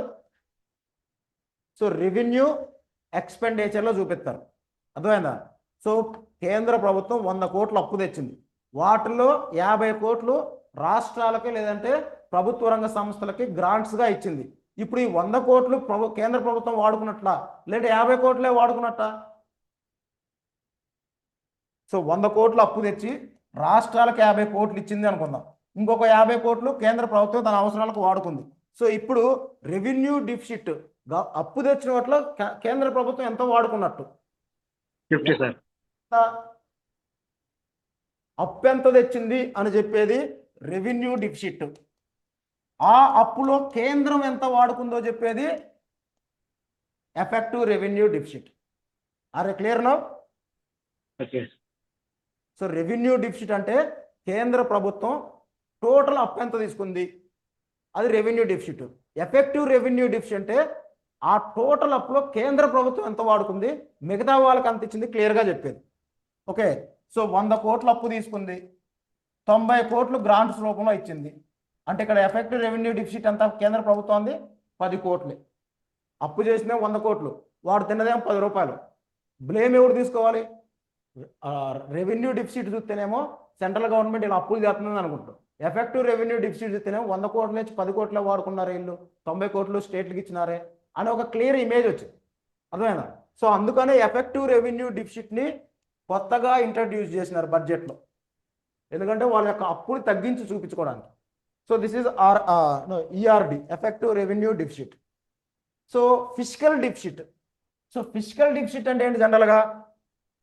సో టోటల్ ఒక ప్రభుత్వాన్ని నువ్వు గవర్నమెంట్ ఫామ్ చేసి 1 year అయింది, ఈ 1 yearలో ఎంత సంపాదించును, ఎంత ఖర్చు పెట్టిను నాకు చెప్పమన్నా అనుకో, ఇందులో అప్పులు కలపొచ్చా? అప్పును సంపాదన కింద చూపించచ్చా? నువ్వు ఉన్నావు, ఒక ఫ్యామిలీని నడుపుతా ఉన్నావు, ఈ సంవత్సరంలో నీ ఆదాయం ఎంత, నీ ఖర్చు ఎంత అని అడిగినా అనుకో, ఇందులో నువ్వు అప్పు తీసుకొచ్చి ఖర్చు పెట్టింది కలుపుతో కలపా? కలపాలి. కలుపు. Somebody you can tell me. So ఇక్కడ 300 కోట్లు receipts. So receipts. So total expenditure 400 crore. So ఈ 400 crore ఎలా డివైడ్ చేయాలి? 300 crore ఈ మనీనే ఖర్చు పెడతారు, రిసిప్ట్స్ ద్వారా వచ్చిన మనీనే ఖర్చు పెడతారు. 100 crore బారోయింగ్స్, అప్పు తీసుకొచ్చి ఖర్చు పెడతారు. అర్థమైందా? సో ఒక ప్రభుత్వము బారోయింగ్ చేసి ఖర్చు పెడతారు. సో ఫిజికల్ డిఫిసిట్ అంటే total expenditure 400 crores minus revenue receipts 300 crores. Okay, non డెప్ట్ creating capital receipts. So capital అకౌంట్లు ఏముంటాయి మనకి? సో టోటల్ ఎక్స్పెండిచర్ అంటే కనుక పర్సే మీకు ఎలా చెప్పాలంటే revenue receipts. So revenue receipts 1000 crores. Okay, so revenue expenditure 1500 crores. So ఇప్పుడు రెవెన్యూ అకౌంట్ డిఫిసిటా సర్ప్లసా? సో రెవెన్యూ రిసిప్ట్స్ ఏమో 1000 crores, రెవెన్యూ ఎక్స్పెండిచర్ ఏమో 1500 crores. Now revenue budget is deficit or surplus? So revenue budget is deficit or surplus. So expenditure is higher than the receipts అంటే deficit. Okay, so now capital receipts. Capital receipts ఎంత అంటే per se 2000 crore. Capital receipts are 2000 crore. Capital receipts ఏముంటాయి మనకి? Borrowings, వీటిల్లో 1000 కోట్లు.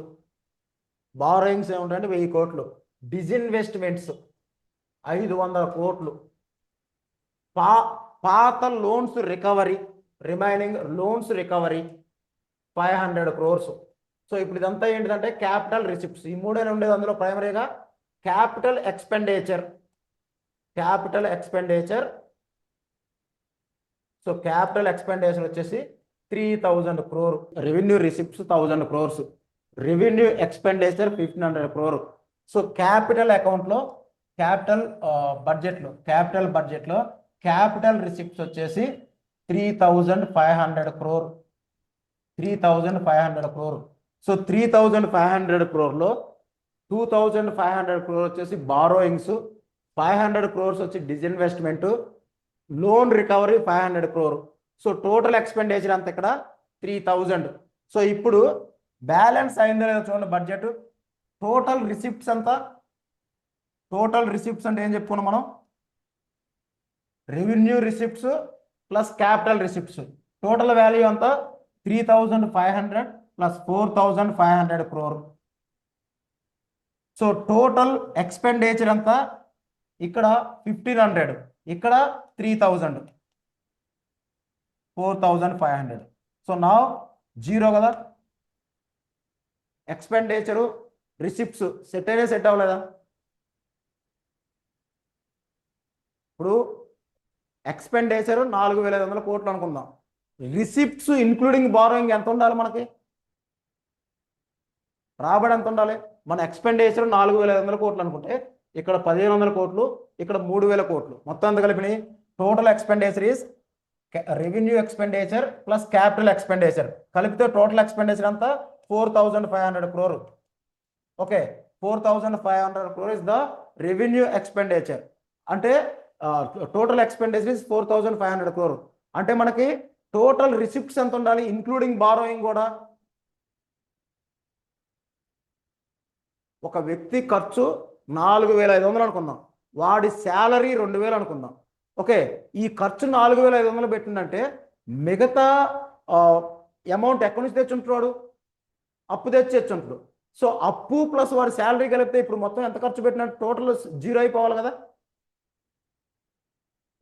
ఒక family యొక్క expenditure ఒక నెలకి 4,500 అయింది.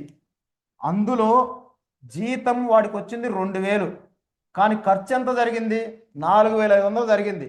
అంటే రిమైనింగ్ 2,500 ఎక్కడి నుంచి వచ్చింది వాడికి? అప్పు తీసుకుంటే. సో అంటే ఇది రెండు సమానం అయితేనే కదా జీరో వచ్చేది మనకి. ఇది రెవెన్యూనే ఎక్స్పెండిచర్గా చేయాలి. ఇదేమో ఎర్నడ్, ఇదేమో బారోయింగ్. టోటల్ 4,500 crore, 4,500 ఈ స్పెంట్. సో ఎక్స్పెండిచర్ అనేది అప్పుతో కలిపితేనే మొత్తం కలిపితేనే కదా ఎక్స్పెండిచర్ అయ్యేది. అందులో వాడిది కొంత ఇన్కమ్ ఉంది, కొంత అప్పు తెచ్చిండు, ఈ రెండు కలిపితేనే ఎక్స్పెండిచర్ చేయగలిగిండు. అర్థమైందా? సో ఇప్పుడు మీకు క్వశ్చన్ ఏంటంటే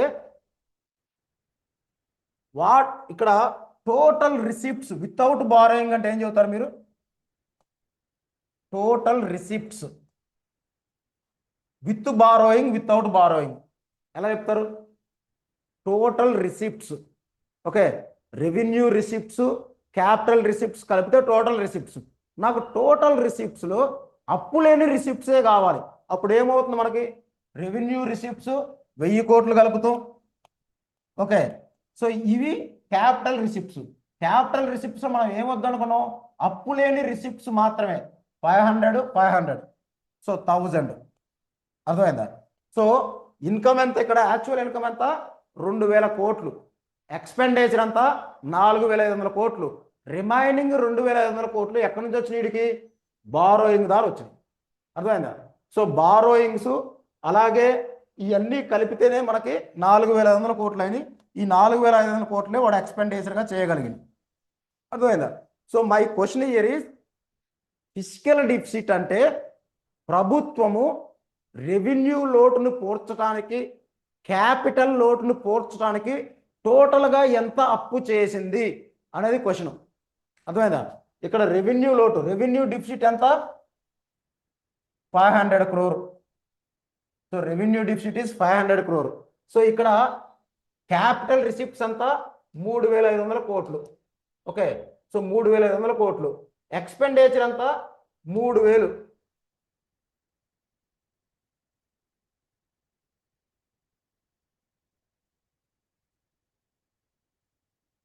సో ఇక్కడ 2,500 తగ్గిద్దాం మనకి.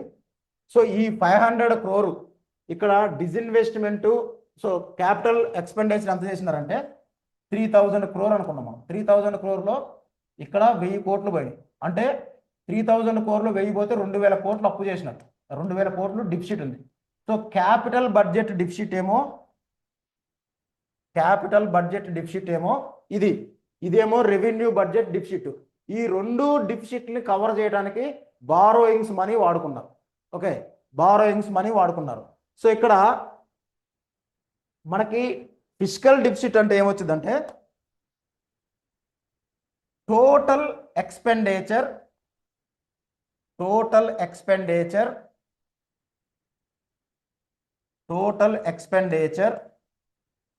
మైనస్ టోటల్ రిసిప్ట్స్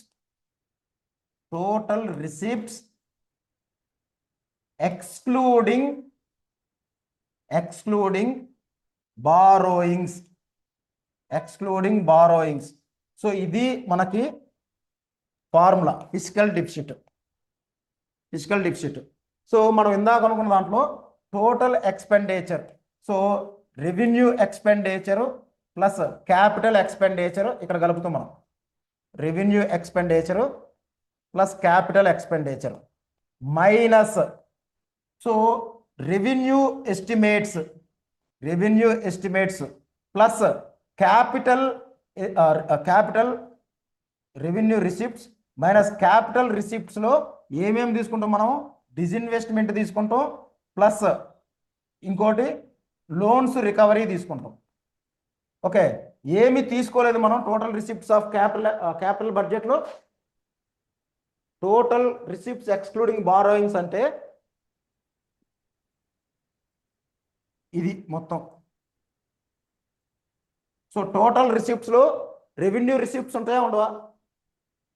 టోటల్ రిసిప్ట్స్లో రెవెన్యూ రిసిప్ట్స్ ఉంటాయి, టోటల్ రిసిప్ట్స్లో క్యాపిటల్ రిసిప్ట్స్ ఉంటాయి. బట్ మనం ఏ రిసిప్ట్స్ వద్దనుకున్నాం? Borrowing receipts వద్దనుకున్నాం.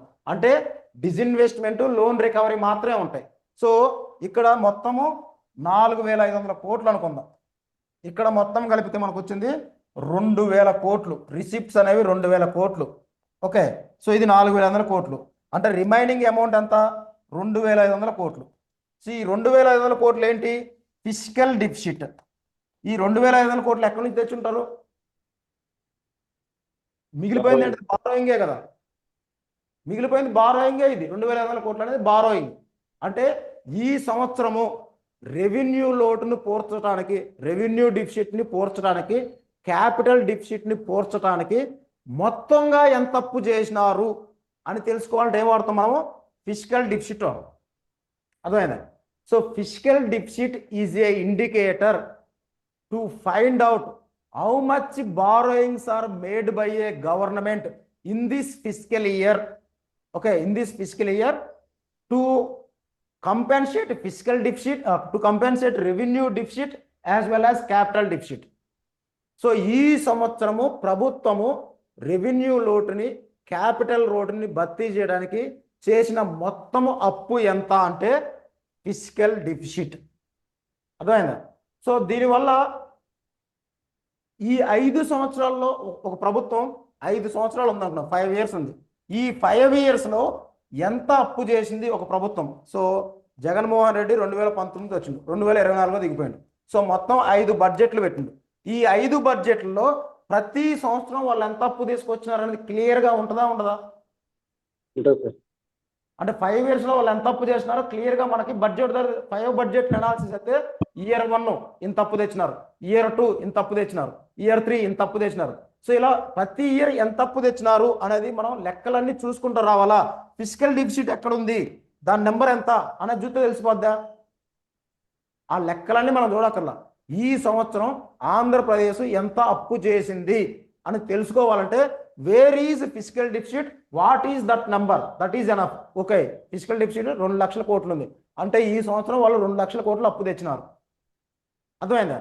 సో ఇలా fiscal deficit is giving total borrowings to compensate revenue deficit as well as capital deficit. అర్థమైందా? సో నీకు ఇందులో నువ్వు 2 లక్షల కోట్లు అప్పు తెచ్చావు. ఓకే, అంతకుముందు ఆంధ్రప్రదేశ్లో 10 లక్షల కోట్ల అప్పు ఉంది. సో ఆంధ్రప్రదేశ్లో 10 లక్షల కోట్ల అప్పు ఉంది. ఓకే, అది తరతరాలుగా అవుతుంది అనుకుందాం. వైఎస్ రాజశేఖర రెడ్డి, అంతకుముందు చంద్రబాబు, అంతకుముందు సమ్ అదర్ పర్సన్స్, ఇలా 40-50 సంవత్సరాల నుంచి అక్యుములేట్ అయిన అప్పు ఎంత అంటే ఆంధ్రప్రదేశ్లో 10 లక్షల కోట్లు అనుకుందాం. సో ఈ సంవత్సరం నువ్వు ఒక 2 లక్షల కోట్లు అప్పు చేసినావు, 2 లక్షల లేదంటే ఒక 50,000 కోట్లు అప్పు చేసినావు అనుకుందాం. సో ఈ 50,000 కోట్లు, ఈ 50,000 కోట్లలో నుంచి పాత అప్పు కొద్దిగా తీర్చాలి కదా. అంతకుముందు అప్పు ఇచ్చినాడు ఊరుకుంటున్నా, నాకు ప్రిన్సిపల్ అమౌంట్ ఏం రావట్లేదు, నాకు వడ్డీ ఏమి రావట్లేదు అని అడుగుతాడు కదా. అంటే పాత అప్పులు కొద్దిగా అమౌంట్ ఇవ్వాలి కదా మనం. అంటే మనం తెచ్చిన మొత్తం అప్పులో కొద్దిగా అమౌంట్ ఏమో పాత అప్పుల్ని రీపే చేయడానికి వాడుతున్నాం. ఓకే, పాత అప్పుల మీద ఇంట్రెస్ట్ ఉంటుంది, ఆ ఇంట్రెస్ట్ మనం పే చేయాలి. సో ఇంట్రెస్ట్ పే చేయాలి. మిగిలి ఒక 50,000 కోట్లు ఈ సంవత్సరం అప్పు చేస్తే అందులో 10,000 కోట్లు పాత అప్పులకి వడ్డీలు కట్టడానికి సరిపోయింది. అంటే ఈ 40,000 కోట్లే ఈ సంవత్సరం వాళ్ళు వాడుకోగలరు, అంతే కదా. ఈ సంవత్సరానికి వాళ్ళు ఖర్చు పెట్టి యాక్చువల్ అంతా 40,000 కోట్లే, అప్పేమో 50,000 కోట్లు, వాటిలో 10,000 కోట్లు పాత అప్పులకే పోయింది. పాత అప్పులకు పోయిన అమౌంట్ వీడికేం ఇడికి రాదు, ఈ చేతికి రాదు కదా, ఆటోమేటిక్గా డైరెక్ట్గా వెళ్ళిపోతాయి. So there is no useful for the present government to spend on the people. So ఈ 40,000 కోట్లు, సో దీన్ని మనం ఏమంటాం మనం అంటే ప్రైమరీ డిఫిసిట్ అంటాం. So primary deficit, so primary deficit అంటే, సో ప్రైమరీ డిఫిసిట్ దీని అర్థం ఏంటంటే FD, physical deficit. Physical deficit అంటే టోటల్ అప్పు గవర్నమెంట్ ఎంత తీసుకొచ్చింది, అందులో నుంచి ఇంట్రెస్ట్ ఆఫ్ పేమెంట్ ఎంత కట్టింది, సో ఇంట్రెస్ట్ ఆఫ్ పేమెంట్ ఎంత పే చేసింది, this is called primary deficit. అంటే టోటల్ ఫిజికల్ డిఫిసిట్ 50,000 కోట్లు, వాటిల్లో 10,000 కోట్లు ఇంట్రెస్ట్లు కట్టినారు, అంటే ఎంత మిగిలి వాడికి యాక్చువల్గా చేతిలో 40,000 కోట్లు మిగిలి. ఇది ప్రైమరీ డిఫిసిట్. ఈ 40,000 కోట్లు ఎవరు వాడుకున్నట్టు, ప్రజెంట్ ప్రభుత్వం వాడుకున్నట్టే కదా. 50,000 కోట్లు ఈ సంవత్సరం అప్పు తెచ్చినారు, దేనికి, రెవెన్యూ అకౌంట్ డిఫిసిట్ కంపెన్సేట్ చేయడానికి, అలాగే క్యాపిటల్ అకౌంట్ డిఫిసిట్ కంపెన్సేట్ చేయడానికి 50,000 కోట్లు అవసరమైంది. ఈ 50,000 కోట్లలో మనకి రెవెన్యూ ఎక్స్పెండిచర్లో ఇంట్రెస్ట్ పేమెంట్స్ అని ఉంటుంది, అంటే పాత అప్పులకి ఇంట్రెస్ట్లు ఇవ్వాలి. 10,000 కోట్లు అప్పు ఇచ్చేసినారు, అంటే ఈ ప్రభుత్వము పాత ప్రభుత్వాలు చేసిన అప్పులకి సగం అమౌంట్ ఇచ్చింది, రిమైనింగ్ అమౌంట్ ఈ ప్రభుత్వమే వాడుకుంటుంది. అది ఎంత, అప్పు తెచ్చిందంతా ఈ ప్రభుత్వం వాడుకుంది అంత. అప్పు తెచ్చిందేమో 50,000 crore, 10,000 కోట్లేమో పాత అప్పుల కింద పోయినాయి. ఈ ప్రభుత్వం 50,000 కోట్లు ఏర్పాటు చేసుకుంది అప్పుగా, వాటిలో 10,000 కోట్లు పాత వాళ్ళు చేసిన అప్పులకే పోయింది. ఈ ప్రభుత్వం మిగిలినంత చేతిలో 40,000 కోట్లే కదా ఈ ప్రభుత్వం వాడుకోగలిగేది. దాన్నే మనం ప్రైమరీ డిఫిసిట్ అంటాం. సో ఫిజికల్ డిఫిసిట్లో ప్రభుత్వం ఎంత అప్పు తెస్తుంది అనేది మనకు తెలిసింది. ప్రైమరీ డిఫిసిట్లో ఈ ప్రభుత్వం ఎంత వాడుకుంది అనేది తెలిసింది. అండర్స్టాండ్ అన్నా సార్ ఫిజికల్ డిఫిసిట్ ఒకసారి మళ్ళీ చెప్పండి సార్ ఆ ఫార్ములా. నేను చెప్తా మళ్ళీ చెప్తాను, డోంట్ వరీ, అంత ఈజీ కాదు, కాన్సెప్ట్ కష్టమే, ఒకసారి చెప్తా. సో ఇప్పుడు మనకి రెవెన్యూ డిఫిసిట్ అనేది మనకు దేని తెలియజేసింది, రెవెన్యూ ఎక్స్పెండిచర్ అనేది రెవెన్యూ రిసిప్ట్స్ కన్నా ఎక్కువ ఉంది, అంటే ఎక్కువ మనీ వీళ్ళు దొబ్బి తింటున్నారు అప్పు చేసి మరి అని తెలిసింది. ఎక్కువ మనీ వీళ్ళు కన్జంప్షన్కే వాడుతున్నారు, ఆస్తులు కొనకుండా. అంతే కదా, రెవెన్యూ ఎక్స్పెండిచర్ అంటే కన్జంప్షన్ ఎక్స్పెండిచరే కదా, ఎటువంటి ఆస్తులు తయారు చేయకుండా తినటానికే ఎక్కువ డబ్బులు అయిపోతున్నాయి, ఆస్తులు రోడ్లు ఏమి వేయట్లేదు. సో దాన్ని రెవెన్యూ డిఫిసిట్ అంటాం. రెవెన్యూ అకౌంట్లో వచ్చే డిఫిసిట్ కన్జంప్షన్ డిఫిసిట్. ఈ ప్రభుత్వము తినటానికే ఎంత ఖర్చు పెట్టింది, ఆస్తులు తయారు చేయకుండా తినడానికే ఎంత ఖర్చు పెట్టింది అనేది రెవెన్యూ డిఫిసిట్ ద్వారా తెలిసింది మనకి. ఫిజికల్ డిఫిసిట్లో మనకేం తెలిసింది అంటే ఎఫెక్టివ్ రెవెన్యూ డిఫిసిట్ ఉంది. ఎఫెక్టివ్ రెవెన్యూ డిఫిసిట్లో మనకేం తెలిసింది, ప్రభుత్వము టోటల్ కన్జంప్షన్ ఎక్స్పెండిచర్లో ఎంత మనీ రాష్ట్రాలకు ఇచ్చింది అన్నది తెలిసింది కదా. సో రాష్ట్రాలకి ఇవ్వగా ఈ ప్రభుత్వం ఎంత మనీని వాడుకుంది కన్జంప్షన్ పర్పస్లో, అది ఎఫెక్టివ్ రెవెన్యూ డిఫిసిట్. సో రెండోది వచ్చేసి ఫిజికల్ డిఫిసిట్. ఫిజికల్ డిఫిసిట్ అంటే ప్రభుత్వము రెవెన్యూ డిఫిసిట్ని అలాగే క్యాపిటల్ డిఫిసిట్ని పోర్చడానికి మొత్తం అప్పు ఎంత చేసింది, టోటల్ బారోయింగ్స్. ఇది మనకి ఈ సంవత్సరం ప్రభుత్వం తెచ్చిన మొత్తం అప్పు. సో మూడోది ప్రైమరీ డిఫిసిట్ అంటే తెచ్చిన అప్పు మొత్తము ఈ ప్రభుత్వం వాడుకోలేదు, పాత ప్రభుత్వాల అప్పులు కొంత తీర్చింది, అది తీర్చగా మిగిలిన నెట్ యూజ్డ్ బారోయింగ్స్.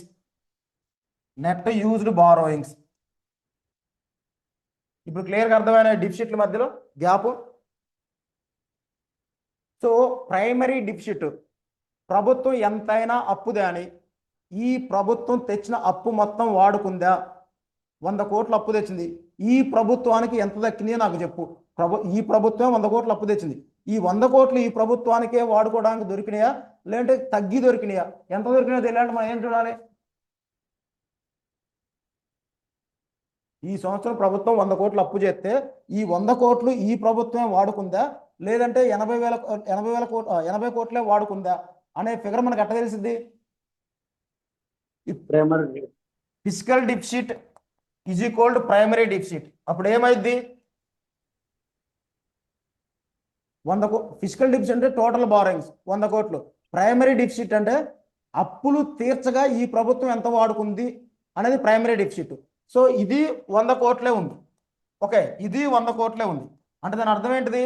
పాత అప్పులని ఈ ప్రభుత్వం ఏమీ తీర్చలేదు, తెచ్చుకున్న అప్పులు అన్ని ఈ ప్రభుత్వమే వాడుకుంది. అంతేనా మీనింగ్? ఇప్పుడు ప్రభుత్వం 100 కోట్లు అప్పు చేసి పాత అప్పు 20 కోట్లు తీర్చింది అనుకుందాం. అప్పుడు ప్రైమరీ డిఫిసిట్ ఎంత అయింది? 100, 80, 80 కదా, 80 అయింది. అలా కాకుండా ప్రైమరీ డిఫిసిట్ కూడా 100గా ఉందంటే దాని అర్థం ఏంటి? పాత అప్పులు ఏమీ తీర్చలేదనంటే కదా అర్థం. Yes sir. అర్థమైనా? సో దీన్ని బట్టి పాత అప్పులు ఎంత తీర్చింది, ఈ ప్రభుత్వము అవి తీర్చగా మిగిలిందంతా తెలుసుకోవాలంటే ప్రైమరీ డిఫిసిట్. అసలు మొత్తం ఎంత అప్పు చేసింది? Physical deficit. సో రాష్ట్రాలకి ఎంత ఇచ్చింది, వాటికి ఇవ్వంగా రెవెన్యూ డిఫిసిట్ ఎంత ఉంది? ఈఆర్డి. సో ఆర్డి అంటే టోటల్ కన్జంప్షన్ ఎక్స్పెండిచర్ అంత. సో ఇప్పుడు డిఫిసిట్లని అర్థమైనా? ఎందుకు ఇన్ని పబ్లిష్ చేసినారంటే ప్రభుత్వం తన మీద బ్లేమ్ లేకుండా చేసుకోవాలి. ఓకే, ఈడు 50,000 కోట్లు ఖర్చు తెచ్చిండు, నెక్స్ట్ 50,000 కోట్లు. చూసేవాడికి ఏమనిపించింది? 5 సంవత్సరాల్లో ప్రతి సంవత్సరం 50,000 కోట్లు చొప్పున ఈ 5 ఏళ్ళలో ఈ మహానుభావుడు 2,50,000 కోట్లు అప్పు చేసిండు అని అనుకుంటారు. సో అదే ప్రైమరీ డిఫిసిట్ చూడగానే ఈ ప్రతి సంవత్సరం 10,000 కోట్లు 10,000 కోట్లు పాత వాళ్ళు అప్పు తీరుతుండ్రు అంటే వీడికి 5 సంవత్సరాల మీద 2,00,000 కోట్లే అప్పు, 50,000 కోట్లు పాత అప్పులు తీర్చిండు అంటే ఇప్పుడు వాడి మీద బ్లేమ్ తగ్గినట్ట పెరిగినట్ట? సో ప్రైమరీ డిఫిసిట్ ఉండటం వల్ల it is positive for the government are not? Positive sir. So మేము మొత్తం తినలేదు నాయన, పాత వాళ్ళ అప్పులు తీర్చును, నువ్వు మొత్తం 4 లక్షలో ఏకు అని వాడు డిఫెండ్ చేసుకోవచ్చు. అర్థమైందా? ఎఫెక్టివ్ రెవెన్యూ డిఫిసిట్లో మొత్తం కన్జంప్షన్ ఎక్స్పెండిచర్ కాదు, కొంత రాష్ట్రాలు తీసుకుపోయిన వాటి గురించి ఆలోచించు అని చెప్పడానికి ఎఫెక్టివ్ రెవెన్యూ డిఫిసిట్. సో మనకి ఒరిజినల్గా revenue deficit and physical deficit are very important. అర్థమైందా? సో వెరీ ఇంపార్టెంట్ ఏంటంటే రెవెన్యూ డిఫిసిట్, ఫిజికల్ డిఫిసిట్. మరి ERD, primary, RFD, PFD primary deficit. Okay, so ERD primary deficit ఇవి ఎందుకు వచ్చినాయి? గవర్నమెంట్ బ్లేమ్ తగ్గించుకోనీకే కదా. అర్థమైందా? సో ఒరిజినల్గా ఉన్నాయి ఆర్డి, ఎఫ్డినే. బట్ ప్రభుత్వాలు వాటి మీద బ్లేమ్స్ పెరిగినప్పుడు కొత్త ఇన్నోవేటివ్ టెక్నిక్స్తో వస్తే ఆ విధంగా పుట్టినయే ERD and primary deficit. So independence నుంచి ఆర్డి ఉంది, ఎఫ్డి ఉంది. సో 1990లో ఈఆర్డి ఒకటి వచ్చింది. తర్వాత 2000లో ప్రైమరీ డిఫిసిట్ ఆర్థిక శాఖ మంత్రులు క్రియేటివ్గా పెట్టినారు. ఎందుకంటే ప్రజలు తప్పుగా అనుకునే అవకాశం ఉంది, మనం వీలైనంత తగ్గించుకోవాలి మన మీద వచ్చే బ్లేమ్ అని చెప్పి ప్రైమరీ డిఫిసిట్ ఈఆర్డి పెట్టినారు. సో మానిటైజ్డ్ డిఫిట్ అని ఒకటి ఉంది, deficit. So monetised deficit, monetised deficit అంటే ఏంటిది జనరల్గా? ఓకే, సో రెవెన్యూ రిసిప్ట్స్ 100 కోట్లు. So revenue expenditure 120 crore. అంటే ఇక్కడ ఎన్ని కోట్లు కావాలి గవర్నమెంట్కి? 20 కోట్లు కావాలి. రెవెన్యూ రిసిప్ట్స్ ఏమో 100 కోట్లు, రెవెన్యూ ఎక్స్పెండిచర్ ఏమో 120 కోట్లు కావాలి. సో క్యాపిటల్ రిసిప్ట్స్లో బారోయింగ్స్ 10 కోట్లు. ఓకే, బారోయింగ్స్ 10 కోట్లు. ఇక డివిడెండ్స్ ఏదైతే గవర్నమెంట్కి వచ్చిన డిజిన్వెస్ట్మెంట్ 10 కోట్లు. ఓకే, 100 కోట్లు వేసుకోండి. సో ఇది బారోయింగ్స్, ఇది డిజిన్వెస్ట్మెంట్. మూడో వచ్చేసి లోన్స్ రికవరీ, ఒక 10 కోట్లు వేసుకోండి. 10 కోట్ల లోన్స్ రికవరీ. అర్థమైందా? అంటే క్యాపిటల్ రిసిప్ట్స్ టోటల్ ఎంత? 100, 120. Capital expenditure, so capital expenditure, so ఇదంతా అంటే 120 crore.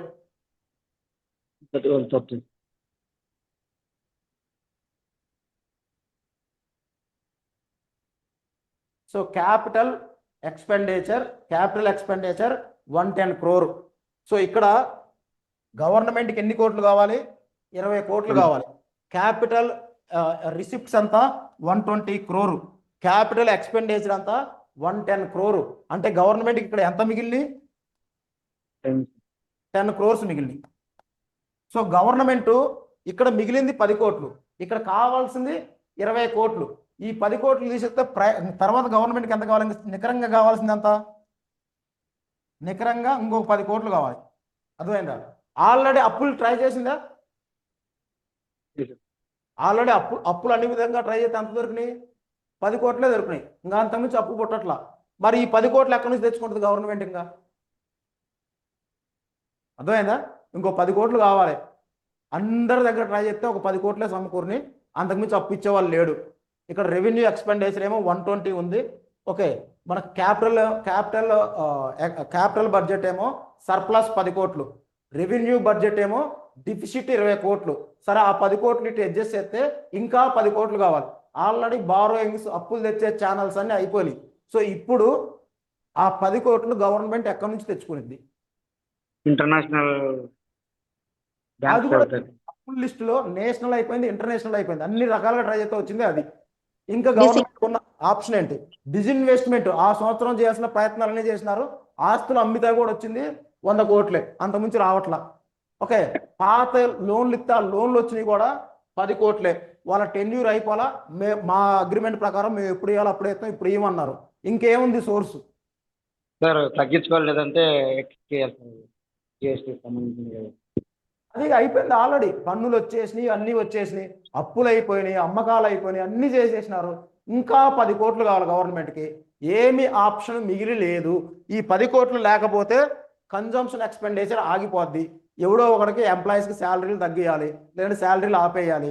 శాలరీలు ఆపేస్తే వాళ్ళు ఉద్యోగాలు చేయాలి, రోడ్ల మీద వచ్చి గొడవలు చేస్తారు. ఎట్టి పరిస్థితుల్లో 10 కోట్లు కావాలి. అప్పుడు ఏం చేస్తుందంటే, బాబు ఆర్బీఐ ఒక 10 కోట్ల విలువైన కరెన్సీ నోట్లు ప్రింట్ చేయని చెప్పింది. అర్థమైందా? ఇప్పుడు కరెన్సీ నోట్లు ప్రింట్ చేసుకుని 10 కోట్లు తెచ్చుకోవచ్చు గవర్నమెంట్. ఇది ఒక ఆప్షన్ ఉందా లేదా? ఉంది సార్. దాన్నే సార్ అప్పుడు ఇన్ఫ్లేషన్ పెరిగిపోయింది కదా. చెప్తున్నా.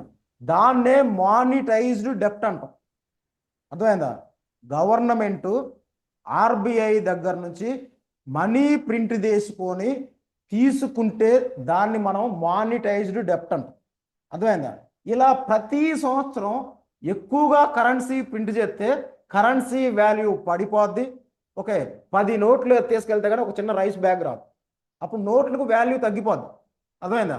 కాబట్టి ఈ ఆప్షన్ని ఎగ్జిక్యూట్ చేయకూడదు. టెక్నికల్గా, థిరిటికల్గా మానిటైజ్డ్ డిఫిసిట్ ఇండియాలో 2005 వరకు ఉండేది. సో 2005 వరకు ఎప్పుడన్నా అవసరమైతే ఆర్బీఐ దగ్గర కొంత అమౌంట్ ప్రింట్ చేసుకొని ఇచ్చేవాళ్ళు.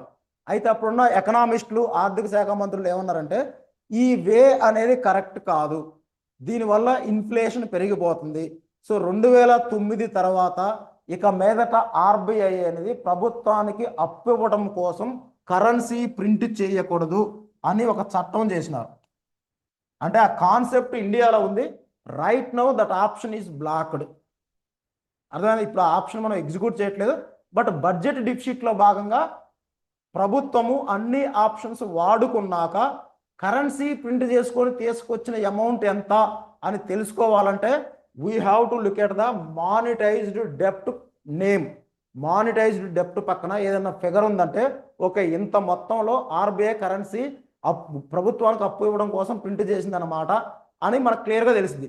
బట్ ఇండియాలో అది 2005 తర్వాత ఆపేసినారు, ఆర్బీఐ ఇవ్వకూడదని చట్టం చేసినారు. కాబట్టి ఇప్పుడున్న బడ్జెట్లో నీకు మానిటైజ్డ్ డెప్ట్ అనే కాలం కనపడదు. అర్థమైందమ్మా నీ క్వశ్చన్? ఎవరో అడిగారు కదమ్మా. సో మానిటైజ్డ్ డెప్ట్ వల్ల ఇన్ఫ్లేషన్ పెరిగిద్ది కదంట, పెరిగిద్దనే ఆపేసినారు. సో నువ్వు అడిగిన క్వశ్చన్ కరెక్టే. చెప్పండి, ఎవరికైనా డౌట్స్ ఉన్నాయా? సో ఎవరికైనా ఏమైనా డౌట్స్ ఉన్నాయా? మానిటైజ్డ్ డిఫిసిట్ అనేది ప్రజెంట్ అంటే టెక్నికల్గా ఓకే బడ్జెట్ డాక్యుమెంట్లో అంటే రైట్ నౌ మినిస్ట్రీ అయితే ఆ స్టాటిస్టిక్స్ పబ్లిష్ చేయదు, ఎందుకంటే ఆ ఆప్షన్ వాడట్లేదు కాబట్టి. సో అది ఆపేసి కూడా ఆల్మోస్ట్ 20 సంవత్సరాల పైన అయింది కాబట్టి అది వాడరు. బట్ బడ్జెట్ టెక్స్ట్ బుక్స్లో వేరే డిఫరెంట్ టైప్స్ ఆఫ్ డిఫిషిట్స్ దగ్గర మానిటైజ్డ్ డిఫిషిట్ కూడా ఉంటుంది. ఓకే, సో అది ఫ్యూచర్లో కావాలంటే గవర్నమెంట్ కావాలంటే ఆ చట్టాన్ని రద్దు చేసుకొని మళ్ళీ ప్రింట్ చేసుకోవచ్చు. సో ఆప్షన్ అయితే మనం తీసేయలేము, ఆప్షన్ని బ్లాక్ చేసినారంటే ప్రజెంట్. సో ఇప్పుడు అర్థమైంది మీకు అన్ని రకాల డిఫిషిట్స్. సో ఆర్బీఐ కరెన్సీ ప్రింట్ చేసి ప్రభుత్వానికి ఎంత డబ్బులు ఇచ్చింది, మానిటైజ్డ్ డిఫిషిట్ ఫిగర్స్ చూడాలి. టోటల్ అప్పు ఎంత తెచ్చుకుంది, ఫిజికల్ డిఫిషిట్ చూడాలి. ప్రభుత్వము పాత అప్పులు తీర్చంగా ఈ సంవత్సరం నికరంగా ఎంత అప్పును తన కోసం వాడుకుంది, ప్రైమరీ డిఫిసిట్ చూడాలి. కన్జంప్షన్ కోసం ఎంత అప్పు చేసింది, రెవెన్యూ డిఫిసిట్ చూడాలి. ఓకే, రాష్ట్రాలకు కన్జంప్షన్లో రాష్ట్రాలకు ఎంత సాయం చేసింది, ఎఫెక్టివ్ రెవెన్యూ డిఫిసిట్ చూడాలి. సో ఒక్కొక్క దానికి ఒక్కొక్క పర్పస్ ఉంది. సో అవే మిమ్మల్ని ఎగ్జామ్లో అడిగేది. ఓకే, ఫార్ములాసు వాటి యొక్క పర్పస్లు ఇంపార్టెంట్. ప్రజెంట్ ఏ డిఫిసిట్, మనకు బడ్జెట్ డిఫిసిట్ అని ఒక కాన్సెప్ట్ ఉంటుంది. సో బడ్జెట్ డిఫిసిట్ అనేది total expenditure minus total expenditure minus total receipts. So total expenditure minus total receipts. So total రిసిప్ట్స్లో బారోయింగ్ ఉందా లేదా, టోటల్ రిసిప్ట్స్లో బారోయింగ్ ఉందా లేదా. టోటల్ రిసిప్ట్స్లో క్యాపిటల్ రిసిప్ట్స్ భాగమే, క్యాపిటల్ రిసిప్ట్స్లో బారోయింగ్స్ భాగం, అంటే టోటల్ రిసిప్ట్స్లో బారోయింగ్ ఉంది. అర్థమైందా. టోటల్ ఎక్స్పెండిచర్ అంటే revenue expenditure, capital expenditure. So దీని వాల్యూ ఎంత ఉంటుందో మీరు చెప్పగలుగుతారా. బడ్జెట్ డిఫిసిట్ అంటే total expenditure minus total receipts, దాని వాల్యూ ఎంత ఉంటుందో ఎవరైనా చెప్పగలుగుతారా. అది ఎప్పుడు ఒకటే వాల్యూ ఉంటుంది. ఈ రెండు మారుతూ ఉండొచ్చు, ఎన్నైనా మార్చు ఆ కాంపోనెంట్స్, వాల్యూ ఎప్పుడు జీరోనే ఉంటుంది. So budget deficit is always zero. ఎందుకని, ఎక్కడన్నా తక్కువ ఉంటే ఆ అప్పు కాంపోనెంట్ ద్వారా దాన్ని తక్కువని ఈక్వల్ చేసి పడతారు. అర్థమైందా. So expenditure is equal to receipt, అదే కదా బడ్జెట్ అంటే. మొత్తం రాబడిని వ్యయాన్ని సమానం చేసేదే బడ్జెట్. అర్థమైందా. సో రాబడి తగ్గింది, వ్యయం పెరిగింది, అప్పుడు అప్పుల దగ్గర అమౌంట్ పెంచుతారు, అప్పుడు ఏమవుతుంది, ఈజీగా రెండు ఈక్వల్ అయిపోతాయి. సో బడ్జెట్లో ఫైనల్ ఎయిమ్ ఏంటంటే revenue should equal to the expenditure. Okay, revenue తక్కువ ఉంది, ఎక్స్పెండిచర్ ఎక్కువ ఉంది, అప్పుడు అప్పు అనే కాన్సెప్ట్ దగ్గర నెంబర్ పెంచుతారు, ఆటోమేటిక్గా రెండు ఈక్వల్ అయిపోతాయి. So this is like A Tally, both sides revenue expenditure అనేది ఎట్ ద ఎండ్ రెండు ఈక్వల్ అవ్వాలి. 4 లక్షల కోట్లు. Okay, receipts and expenditure, receipts and expenditure equal అవ్వాలి. ఇక్కడ 4 లక్షల కోట్లు ఉంటేనే ఇక్కడ 4 లక్షల కోట్లు ఖర్చు పెట్టగలరు. అర్థమైందా. సో ఇక్కడ టోటల్ కలిపితే మనకి ఇక్కడ కొంచెం డెప్స్ అని ఉంటాయి, రిసిప్ట్స్లో డెప్స్ అని ఉంటాయి, ఆ డెప్స్ దగ్గర పెంచుతారు అమౌంట్. ఎక్స్పెండిచర్ పెరిగితే ఇక్కడ డెప్ట్ దగ్గర అమౌంట్ పెరిగింది, బారోయింగ్స్ దగ్గర అమౌంట్ పెరిగింది. సో ఫైనల్గా బడ్జెట్ డిఫిసిట్ అంటే రిసిప్ట్స్ ఎక్స్పెండిచర్ బోత్ ఈక్వల్ అవ్వాలి, జీరో అవ్వాలి, మైనస్ పెడితే. సో ఎవరికైనా ఏమైనా డౌట్స్ ఉంటే you can ask me. For today class I will stop it. So రేపు సండే కదమ్మా, ఎవరన్నా ఇంకా అడ్మిషన్ తీసుకొని వాళ్ళు ఉంటే కనుక you can take it. Monday onwards పబ్లిక్లో లింక్ పెట్టడం ఉండకపోవచ్చు.